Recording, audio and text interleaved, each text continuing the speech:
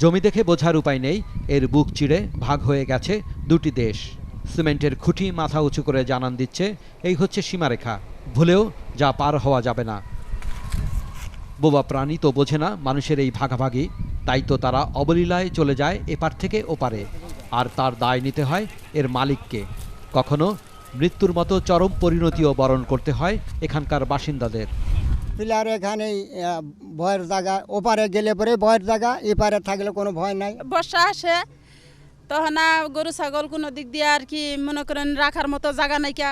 হঠাৎ করে আমরা একদিন আনলাম, এখান দিয়ে আমরা বানলাম বা ধরলাম। ওই জন্যই আর কি আমাদের আর কি মনে করেন যে হঠাৎ যদি আবার একদিন ওই ইন্ডিয়ার বিএসএফগুলো আসে ছুটে যায়, তাহলে আঙ্গর একটু আর কি অসুবিধা হয়।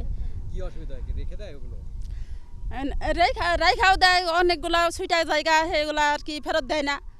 আর অনেকগুলা মনে করেন যে ফ্ল্যাগ মিটিং করা হয়, তারপরে আনা হয়।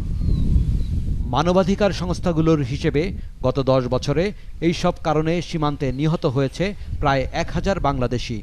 আর এ বিষয়ের সুরাহা সীমাবদ্ধ থেকেছে কেবল পতাকা বৈঠকের মাঝেই। এখন আপনি একজন গ্রামের কৃষক, আপনার একটা গরু ঘাস খেতে খেতে কিংবা একটা ছাগল ঘাস খেতে খেতে এই 300 গজ পেরিয়ে মনে করেন এই ভারতের কাঁটাতারের বেড়ার কাছে গেছে। আপনি আমাকে সমাধানটা দেন, ওই গরুটাকে কী করে আনা যাবে? ঠিক ফ্ল্যাগ মিটিং করে আনবো না আপনি নিজে গিয়ে আনবেন? যখনই আপনি ওই কাঁটাতারের বেড়ার কাছে যাচ্ছেন ওই গরুটাকে আনার জন্য, তখনই আপনাকে গুলি করে মারা হচ্ছে।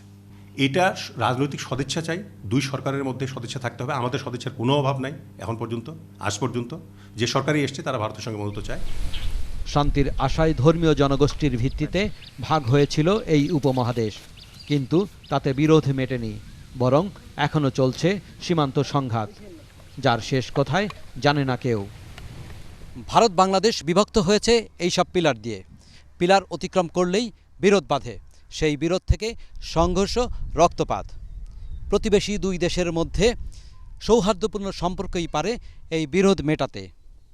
রাশেদ আহমেদ, মাছরাঙা সংবাদ, মাঝিপাড়া, তেঁতুলিয়া।